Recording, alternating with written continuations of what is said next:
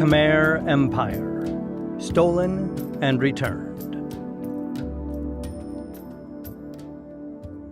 Over 1,000 years ago, a statue of the Hindu god of war, Skanda, was carved of sandstone and placed on its pedestal in Khmer, which was the capital of the Khmer Empire at the time. Depicted as riding a peacock into battle, this statue is a Cambodian artifact of major historical, religious, and artistic significance. But Cambodia was looted of many of its treasures, especially in the 1960s through the 90s, as the country was torn apart by an apocalyptic civil war. Khmer and the surrounding area had their statues and treasures looted. Skanda, on his peacock, was one of them, one of many. Skanda is one name for Kartikeya, the Hindu god not only responsible for warfare, but also the guardianship of his worshippers. He can also represent both sensuality and retribution, a prominent figure in Hindu culture who grants emotional gratification. As Murugan, he is attested to in the Vedas, circa 2000 BCE, making him one of the true ancient gods of Hinduism. Skanda means to leap or attack. In the 5th century CE poem Kumarasambhava, or Birth of the War God, Skanda is born according to the wishes of the other gods, who know he is destined to fight the 3 demons who may destroy them all. He is often portrayed on a peacock or peafowl, holding a mace, sometimes with a rooster on his banner. The setting. Modern-day Cambodia is not as large as the ancient Khmer, or Khmer Empire of 802 to 1431 CE, but it is defined by the same core river valley, floodplains, and delta. This is the great Mekong River, which crosses the breadth of the peninsula before spilling out into Vietnam. Tonle Sap Lake, the largest freshwater lake in Southeast Asia, dominates the west of the country, and its wealth of biodiversity has given rise to many of the settlements and empires of the region. The remote Cardamom Mountains of the south, famous for their spices, and the jungle highlands to the north and east frame a wide and open country now nearly denuded of its dense lowland forests. Its history, too, has been scoured from the land in many places. But the return of these artifacts is an important step for a country still finding its way out of the trauma of the killing fields. Golden crowns, necklaces, bowls, and statuary of various sizes have been widely dispersed over the years to private buyers and museums across the globe. A single man stands at the center of this dispersal, a unique story of an epic and emblematic case of cultural theft. Douglas Latchford was once known as the world's greatest friend of Thai and Cambodian culture. He lived in the region nearly his entire life and received honorary awards from both governments. It was known that he collected artwork and artifacts of ancient Southeast Asia, and his private collection was considered the world's best. But in his final years, it became clear that he had smuggled a tremendous amount of precious materials out of the country using forged documents and shell accounts. He died in disgrace, and his daughter has announced a great campaign to repatriate all the stolen art back to Cambodia. But what was the original genesis of this great flowering of culture? Who were the ancient Khmer? How did they bring order to their forests and jungles to build some of the great cities of the world? Cambodia's origins. The ancient history of Southeast Asia has become more and more clear over the last few decades, revealing forgotten kingdoms emerging from present-day India and China and Indonesia. Native kingdoms also ruled over the centuries, forging their own identities which still echo through the cultures of Malaysia, Thailand, Burma, Cambodia, Laos, and Vietnam. But even before these empires emerged, there is a growing record of how modern humans joined as many as 4 other members of the genus Homo when they first came to the region. According to the authors of a 2015 paper published in the Proceedings of the National Academy of Sciences journal, Anatomically Modern Human in Southeast Asia, Laos, by 46,000 years ago, study of ancient DNA has revealed a more complete picture of this earliest timeline. To quote, "This temporal baseline for occupation of eastern Eurasia corresponds to the timing of the earliest dispersal events into Southeast Asia using genetic data. Inferences from nuclear, Y chromosome, and mitochondrial genome data support an early migration of modern humans out of Africa and into Southeast Asia using a southern route by at least 60,000 years ago. Patterns of genetic variation in recent human populations recognize Southeast Asia as an important source for the peopling of East Asia and Australasia via a rapid early settlement. In addition, the focus of hypotheses regarding early modern human migration in the region has concentrated on island and coastal regions. The fossil evidence presented here suggests that Pleistocene modern humans may have followed inland migration routes or used multiple migratory paths. What's more, the preservation of fossils in the relatively humid and swampy bioregions of Southeast Asia is obviously nearly impossible, in that hardly any skeletal remains of ancient humans have been found in the region, and those that have been found remain hotly disputed. Consider the examples of Jiren and Fuyan caves, seen by many critics of the out-of-Africa hypothesis as compelling evidence for rethinking the scholarly consensus that modern humans emigrated from Africa through the Arabian Peninsula around 60,000 years ago. In both of these southern Chinese caves, fossil remains have been discovered which appear to be those of anatomically modern humans, buried in geological layers that would place them in East Asia over 100,000 years ago. The scholarly consensus has yet to change, primarily because the genetic record still supports the models that depict an out-of-Africa emigration, and also because physical evidence like this is so scant. Also, much of the evidence found is contradictory, perplexing, or incomplete. Further north on the Asian continent, in the Zhujiao caves of northern China, the oldest skeletons found there are dated nearly 125,000 years ago and are a unique combination of modern and archaic hominins, sharing elements of Neanderthal and Homo erectus cranial structure, as well as Homo sapiens features, such as the composition of their inner ear. Until more significant discoveries are made that can solve these mysteries, it is safe to say that the paleohistory of Southeast Asia is a book that is still very much being written. Imagine the richness of the life on this peninsula during the Paleolithic.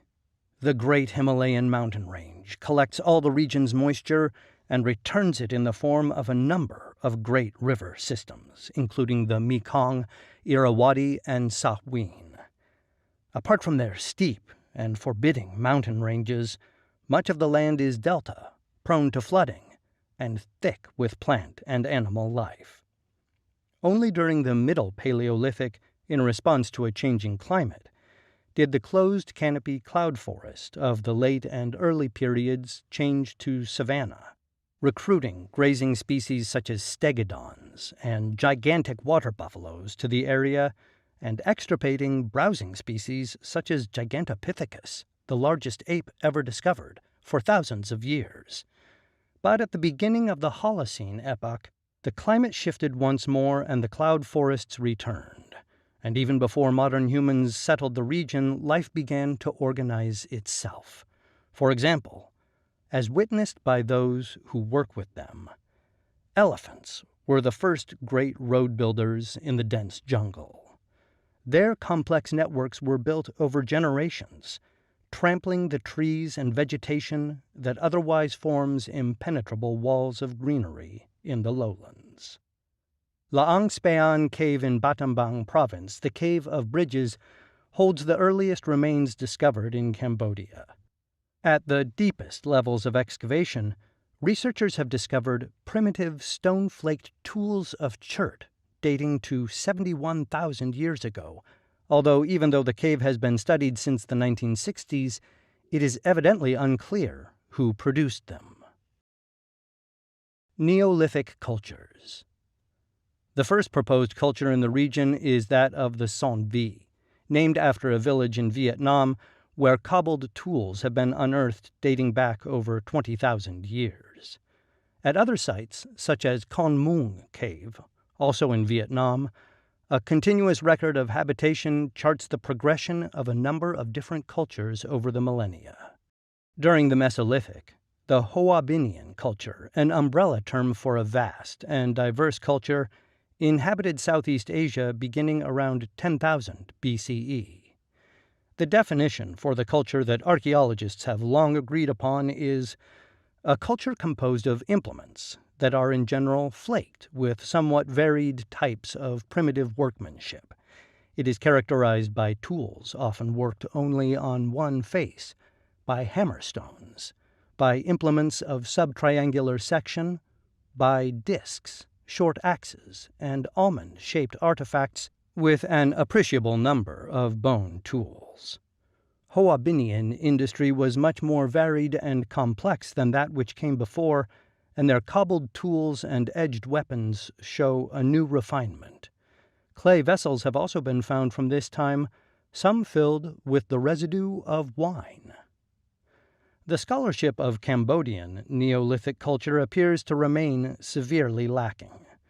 Vietnam has identified multiple sites at the mouth of the Mekong Delta that form a coherent narrative of cultural progression from the Neo-Hoa Binian development of the Bac Son culture to the Ok Eo, who developed along Vietnam's Mekong Delta alongside the Khmer. But there remain major gaps in the historical record of Cambodia. Giant shell middens and circular earthworks in and around the cave Samrong Sen in Kampong Chenong province hold artifacts from up to 3,500 years ago that support the proposal of a Southeast Asian Bronze Age. A profusion of tools, ceramic vessels, and jewelry, and bronze pieces may have been part of the culture that came before what the Chinese referred to as the emerging Funanese culture of Southeast Asia, which was founded in 68 CE. According to legend, the idea of a Cambodian state began when a Brahmin named Kaundinya from the ancient city of Kalinga on the Indian subcontinent arrived in the region. He is said to have been commanded in a dream to take a magic bow from a temple, although his real motivations may have been to open new trading routes. His ship was attacked by the local clan, commanded by their princess Neang Nyak. His ship damaged, he beached it for repairs and guarded it against further attacks. But the princess admired his bravery, supposedly, and proposed marriage. He accepted and became known by the local name Priat Tong. The clan he married into was the Naga clan, an ancient lineage that claimed descent from the mythical Naga, a half-human, half-serpent divine creature that features in many of the myths of Southeast Asia dating back at least 2,000 years. This is the official founding of the Cambodian royal line, which still exists today. An even older hymn in the Vedas, though, tells of a hermit from southern India named Kambu Swayambhuva and his consort, the celestial nymph Mera, who together formed the solar royal dynasty and founded Kambo, or Kambu tribes, whose name eventually became Cambodia. But there are many possible lines of historical evidence, including words that may have come from place names of rivers and mountains, as ascribed to them by everyone from Iranian-speaking settlers and the Romans to the Chinese and Vietnamese. Whatever its origin, the word Cambodia, whose modern form is Cambodia, has been the name of the region for over 2,000 years. Funan Empire. What the Chinese called the Funan Empire was known locally as Phnom, or Nokor Phnom, in which one can see the etymological origins of the country's current capital, Phnom Penh, or Penn's Hill. Phnom refers to hills, and the people of this empire, which dominated the region as a loose confederation of tribes and clans, were therefore known as the Hill people. Angkor Boré in southern Cambodia may have been their capital, so close to the Ok Ao at the Mekong's Vietnamese delta that there is evidence of ancient canals linking the two cities. Ancient Buddhist and Hindu artifacts have been found in the excavated city, confirming a continuous human presence there over 2,500 years.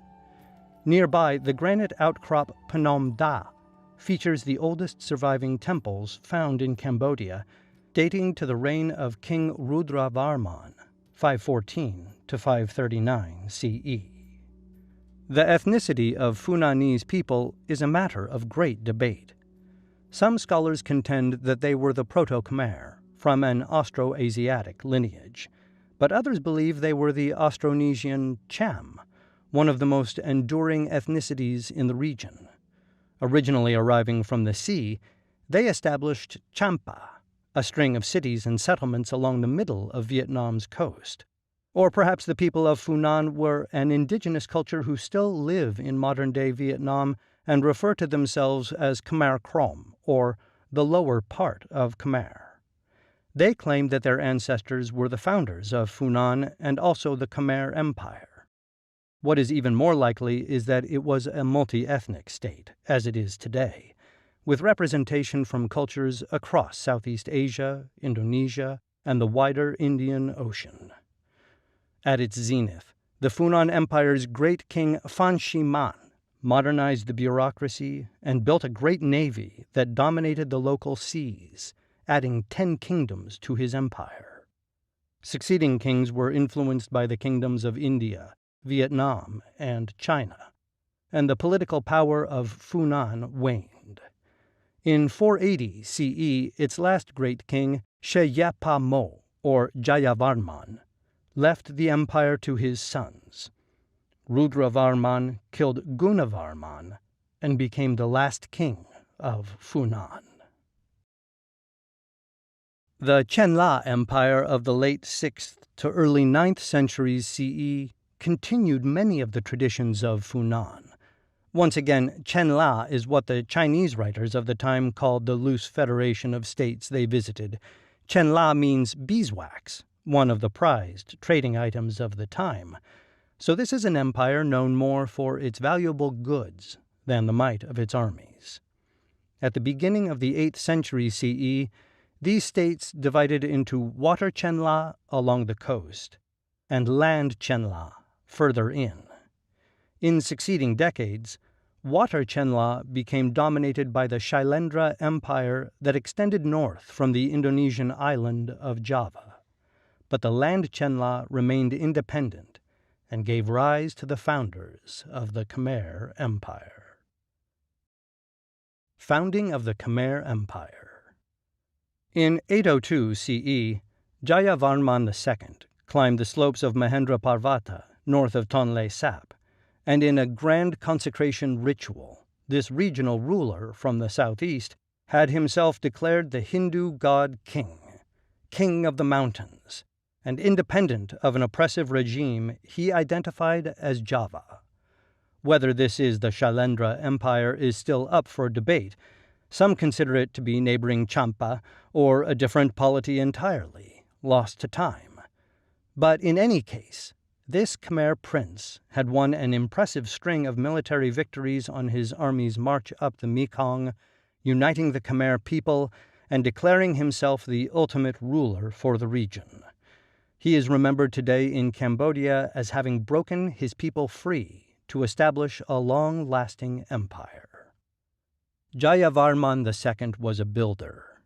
In some stories, he was raised in foreign Shailendra courts and returned from abroad to take command of the region, and that meant massive building projects.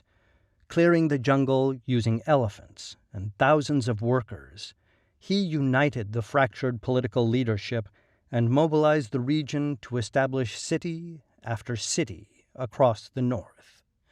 His first capital was Indrapura, or Amarendrapurya, although its location is still disputed. For a time he had a capital at Mahendraparvata and finally one at Haraharalaya.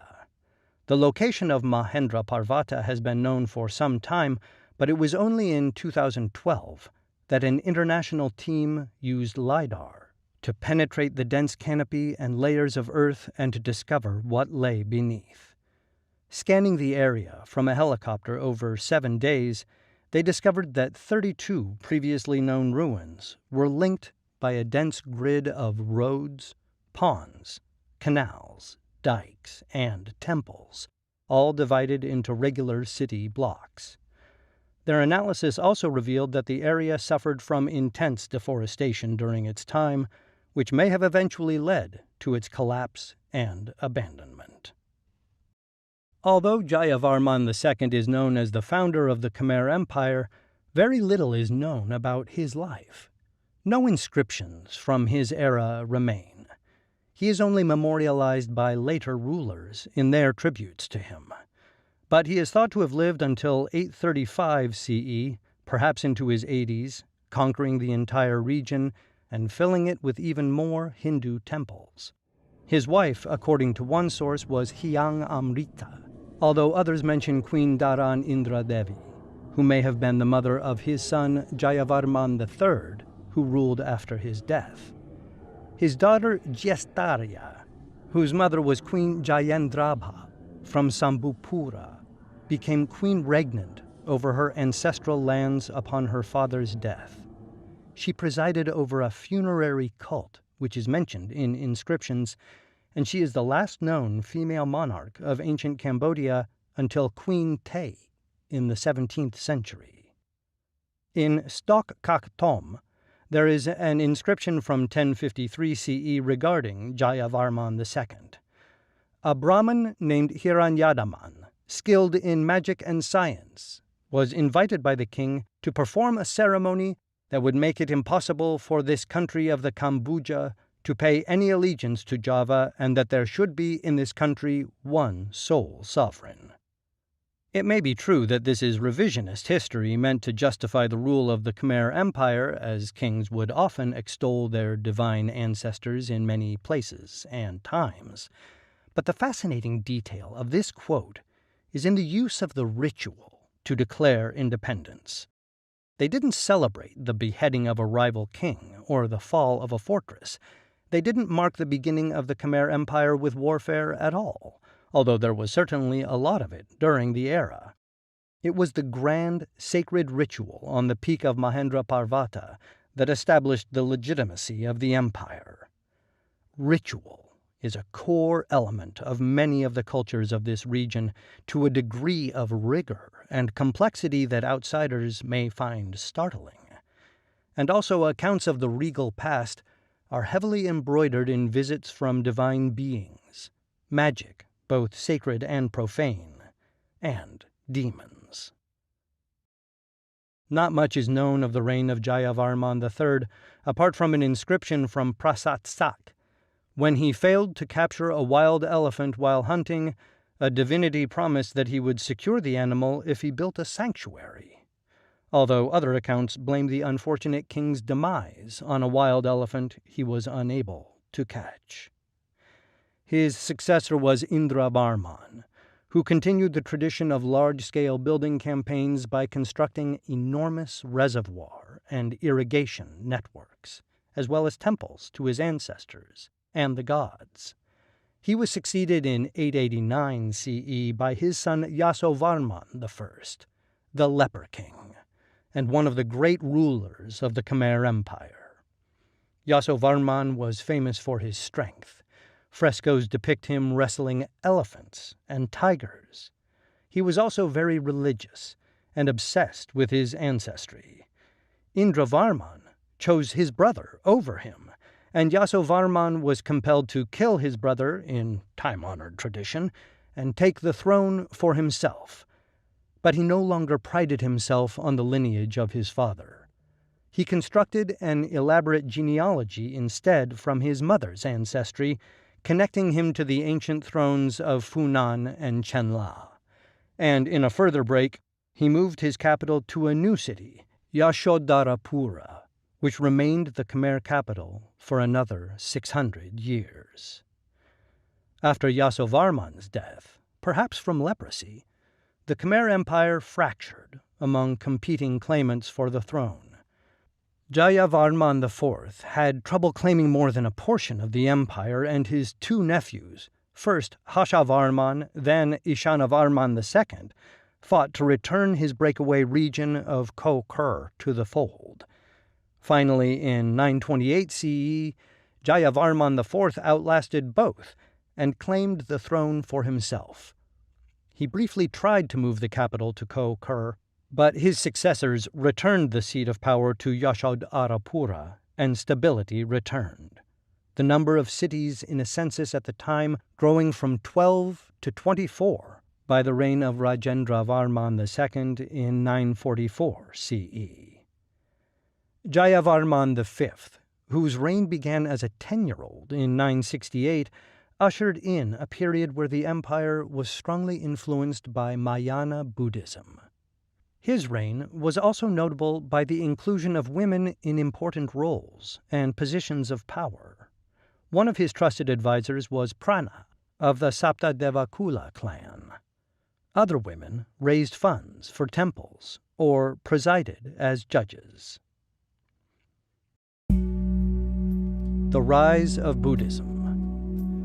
A turbulent civil war ended with the ascension of the first Buddhist king Suryavarman I in 1010 CE. Known as the King of the Just Laws, his reign lasted 40 years. He and his sons fought many, mainly defensive wars against the Sri Vijaya and Tambralinga empires of India and the Champa to the east, as well as suppressing constant internal rebellions. This disorder continued through 1080 CE, when Harshavarman III succumbed to the constant attacks, and the first line of kings came to an end. His successor was a usurper from the region of modern-day Thailand, who took the name Jayavarman VI and continued the dynasty. There is a sense of density to the political geography of the region, a crowding that has only grown more distinct over the millennia. Perhaps it is a reflection of the land, with its mazes of rivers and thick forests and jungles that allow for countless isolated villages and polities. Or it is a function of the rivers bringing everything always downstream. Then there is the archipelago of Indonesia and its many empires, as well as the busy empires of both India and China. But beyond all this intrigue and warfare, there is an even greater complexity in the bewildering varieties of religion in the region. The Hinduism primarily practiced by the pre-Khmer people is known as Shaivism, or a worship of the god Shiva as the creator, the destroyer, and the center of each Atman self. It is one of the most ancient versions of Hinduism, predating the Vedas, originating from a southern Tamil tradition called Shaiva Siddhanta. Monks and ascetic traditions, including yoga, have many of their roots and practices in Shaivism. Buddhism didn't become a major influence in Cambodia until the 9th century CE. Of the three capitals that Jayavarman II built upon founding the Khmer Empire, Amarendrapura had a Buddhist component, dedicated to Avalokiteshvara, the Bodhisattva of compassion. Although Jayavarman II was himself Hindu, he continued the long tradition of accommodation of Mahayana Buddhist teaching and worship. If it is true that he spent his youth in the court of the Buddhist Shailendra Empire, he would have had ample exposure to the philosophy and religion. These two widespread religious traditions are built on a foundation of pre-modern animism that still infuses the imported Hindu and Buddhist cultures with local beliefs. Elephants and tigers and serpents are common in many myths and religious texts. Holy mountains and sacred rivers grant legitimacy and divinity to rulers and their subjects. This topic of intertwined myth and religion in Southeast Asia is so deep that it is impossible to do it justice in the few moments we have. 3,000 years or more of traditions and the texts that describe them form one of the great literary historical cultures in world history. Angkor Wat. In that context, we can now turn to the founding of the most famous temple city perhaps in the entire world. The UNESCO site of Angkor Wat is only one of many temples built within the capital of Yashodharapura, alongside many other temples that had come before. Originally conceived and constructed by Suryavarman II at the behest of the Brahmin Divakara Pandita, this grand temple was dedicated to Vishnu and the king himself. He ruled from its seat as a god-king, the 5 central towers of his temple evoking the 5 sacred peaks of Mount Meru, where the Hindu gods dwell. Angkor Wat features thousands of statues, including 1,860 carved Apsara celestial nymphs and bas-reliefs of Hindu myths on nearly every surface. As well as Angkor Wat, Suryavarman II was also an active campaigner, first winning then losing a series of wars against his foes in Champa and Dai Viet, a Vietnamese precursor state. And he built even more temple cities which still survive to this day, including the huge Bang Mialea complex. Not even 30 years after its construction in 1177 CE, the Cham succeeded in defeating the Khmer and they sacked Angkor Wat.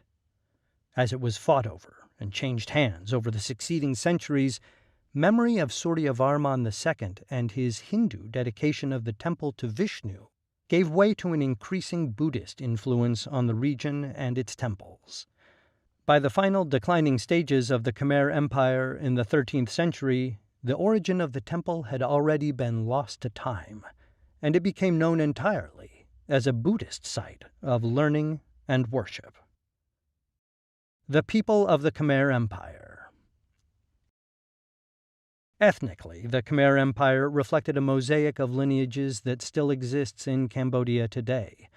From a 2021 paper published in Nature, an in-depth analysis of the mitochondrial phylogenetic landscape of Cambodia, the authors write, as a result of the historic expansion of the Khmer Empire in the 12th century, the majority, 96%, of Cambodia's present-day population belongs to Khmer. Indigenous minority groups of Hmong, Pong, Austronesian, and Thai are collectively known as Khmer Leu. Minority groups living in the lowlands, often among or adjacent to Khmers, include Chinese, Vietnamese, and Cham. Austroasiatic languages are predominant in Cambodia, being one of the most ancient language families in Eastern Asia. Austroasiatic is also spoken in India, Bangladesh, and southwestern China, implying that the Austroasiatic-speaking populations may represent the descendants of the earliest settlers of modern humans who migrated from Africa and entered into Eastern Asia about 60,000 years ago. The last great builders of the Khmer were the kings Jayavarman VII and Indravarman II, but their structures were less refined than the glorious achievements of the past. Perhaps they had less access to a class of artisans, or the destabilization of the empire had finally eroded their culture to a point where they couldn't quite realize the same visions as their ancestors. Jayavarman VII was the empire's first Buddhist king, who made it his mission to alleviate the suffering of his subjects by building hospitals and roads, and, as always, more temples. His son, Indravarman II, left few details of his reign, mainly because his successor, Jayavarman VIII, was a resolute Hindu, who destroyed the works and Buddhist culture of his 2 predecessors. It was during the reign of Jayavarman VIII that the Mongols arrived in 1281, attacking what was then called the Angkor Empire.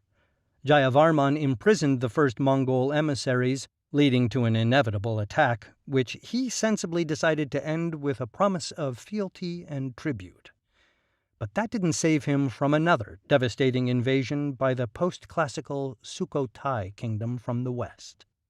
Although the monarchy survived these defeats, his dedication to Hinduism did not.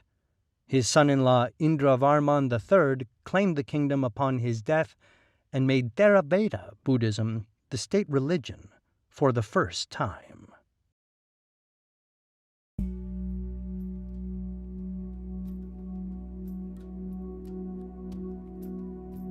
Conclusion. The Cambodian royal line continues on into the present day, but our focus on antiquity and the Middle Ages ends our story on them here. These are the ancient empires whose treasures were looted from Cambodia in colonial and post-colonial times. We went to Cambodia in 2014, visiting my sister-in-law doing a 2-year stint as a Peace Corps volunteer in Kampong Chinang. She introduced us to the family hosting her, the father, a prominent member of the community who had been a lieutenant colonel in the Khmer Rouge during the 70s, when they sent as much as a third of the country to their deaths for ideological reasons. To me and my wife and daughter, he and his wife were gracious and kind, the sins of the past far behind them. We lived for a week in the jungle of Mondulkiri with Cambodian elephants and their rescuers, learning how inextricably linked the history of these giants of the jungle is to the development of the entire region. We visited Siem Reap and Angkor Wat and Ko Ker and marveled at the endless bas-relief depictions of Khmer court life and battlefield exploits. But throughout our time there, what struck us most about the Cambodian people was their love of ritual. Weddings were the most central function in the entire country. My sister-in-law's host mother made the most beautiful, beaded wedding dresses. We had trouble understanding at first, then realized that these ceremonies offered positive spaces where families could gather and heal the wounds that the country still suffered. Like Jayavarman II climbing the holy mountain Mahendra Parvata to declare himself God-King, the rituals of Cambodia eventually bring peace to the killing fields.